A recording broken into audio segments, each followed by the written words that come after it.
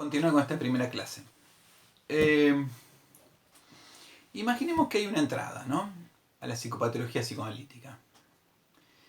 Y esa entrada plantea dos límites, para empezar. El primer límite es que hasta aquí llegó el sentido común.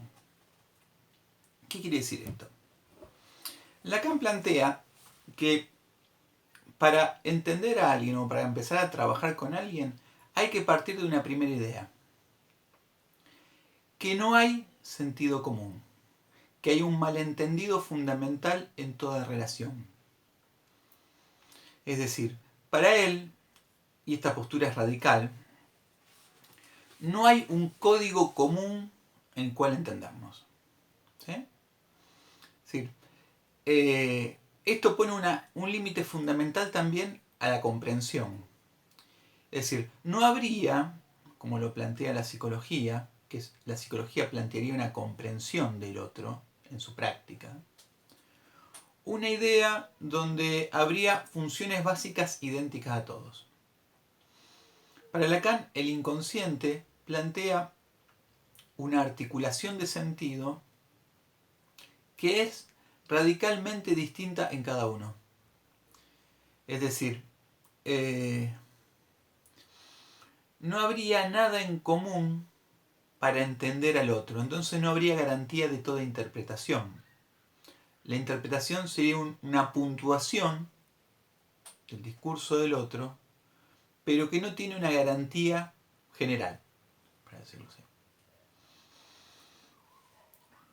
A ver, la comprensión se fundamenta en una idea moderna, en que la razón es el centro del yo.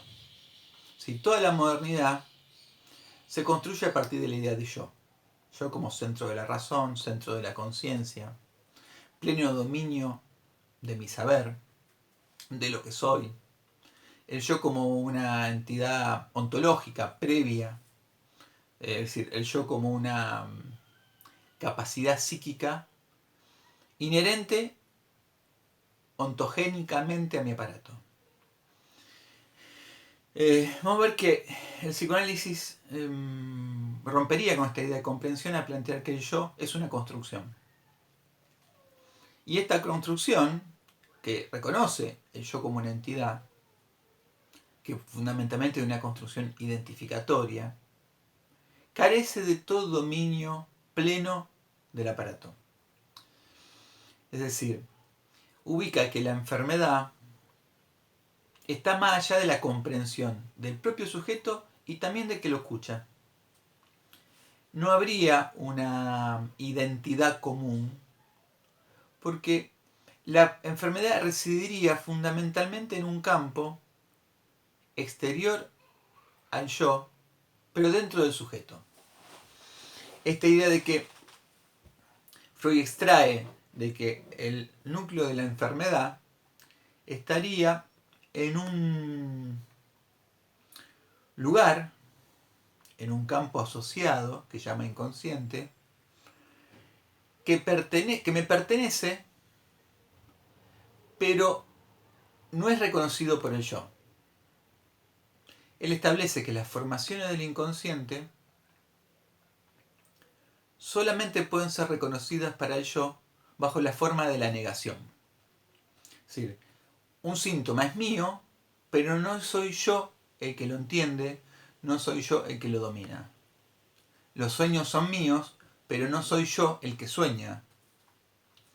Es alguien en mí, podríamos decir. Por eso esta construcción de Lacan de la idea de inconsciente como discurso del otro. Bueno, ¿qué sería entonces el psicoanálisis? Podríamos dar una definición en contraposición a esta presentación del límite, como una ciencia conjetural, para empezar. El psicoanálisis no es una ciencia, o la psicopatología psicoanalítica no es una ciencia exacta. Las ciencias exactas son las matemáticas, la física, la química. En realidad, ¿qué quiere decir una ciencia conjetural? Que se arman conjeturas ficcionales para, vamos a decir, acercarse a un fenómeno. Pero esas conjeturas no guardan ninguna relación de exactitud. Y es más, se presentan como lo que dije recién, como una ficción. Es decir, fíjense que Freud utiliza un mito, el mito de Edipo, para ubicar y describir un complejo. Edipo es un mito, no tiene nada que ver con una medición exacta de la realidad o una descripción exacta de un fenómeno, sino utiliza un mito, que es una ficción, como una conjetura de cómo funciona el aparato y cómo es la etapa de construcción del aparato. Entonces, primero es una idea de que el psicoanálisis es una ciencia conjetural. ¿Sobre qué conjetura? Sobre accidentes. A ver.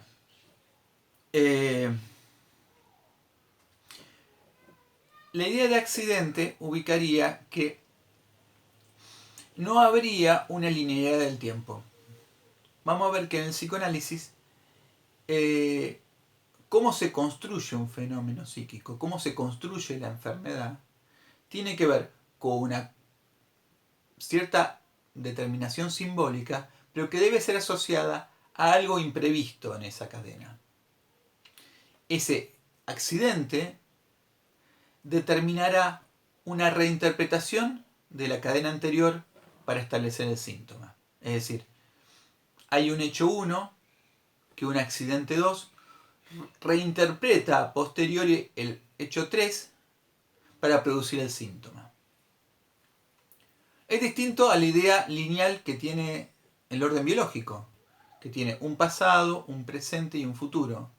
Por ejemplo, en la idea de enfermedad clásico, como utilizar el término de dengue, el presente es alguien tiene fiebre, tiene ciertos síntomas, el conjunto de síntomas determina la enfermedad, podríamos decir diagnóstico de dengue.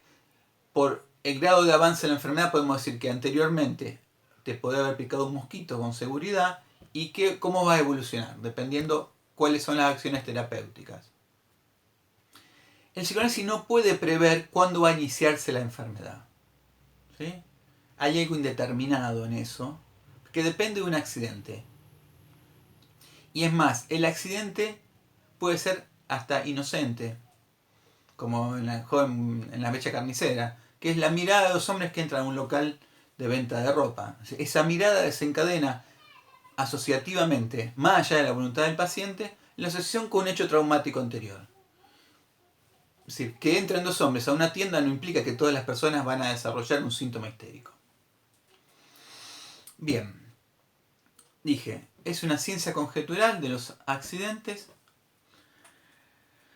de un cuerpo erótico. A ver, vamos a articular un poco estos dos elementos, erótico y cuerpo, para cerrar un poco la presentación. Vamos a trabajar sobre un cuerpo que se va a construir sobre el organismo. El organismo es lo que vamos a reconocer como la condición biológica. Esa condición biológica con la cual nacemos. El cuerpo vamos a entenderlo como una construcción erótica, es decir, una construcción de pasiones ligadas al encuentro con el otro. Ese encuentro con el otro va a marcar y va a dar a construir ese cuerpo. Esto va a ser clave para distinguir lo que va a ser psicosis de neurosis. Vamos a ver que la neurosis se construye en zonas erógenas a partir de escenas traumáticas que van a marcar en ciertas etapas, como la describe Freud, esa idea de cuerpo. Y ese cuerpo va a estar marcado por todas esas escenas. Esas escenas también van a estar articuladas, como veremos, en cada neurosis a una fantasía sexual. Cosa distinta a la idea de cuerpo o a los límites del cuerpo que encontramos en la psicosis, donde esa experiencia, ese accidente originario del cuerpo, en algún sentido va a estar forcluido. No va a haber un encuentro erótico que marque ese cuerpo, vamos a decir, por sobre el organismo. Y vamos a ver una distinción importante ahí también en la psicosis, donde como un intento de estabilización el cuerpo va a construirse como una imagen especular a otro, eso lo vamos a llamar paranoia, o vamos a ver que si no hay esa estabilización en la paranoia o la imposibilidad de construir una paranoia, vamos a encontrar lo que vamos a llamar el campo de la esquizofrenia, que es un campo de fragmentación del cuerpo, ¿no? Ahí vamos a trabajar un poco introducción al narcisismo, esta construcción que hace Freud desde el autoerotismo, el narcisismo primario y luego el narcisismo secundario, articulando la castración. Vamos a ver que en la psicosis va a fluctuar entre el autoerotismo y la estabilización en el narcisismo primario. Bueno, esta tensión va a poner, vamos a decir, ciertas condiciones de posibilidad o de precariedad de la idea de cuerpo, como cuerpo erógeno. Bueno, terminamos la primera clase.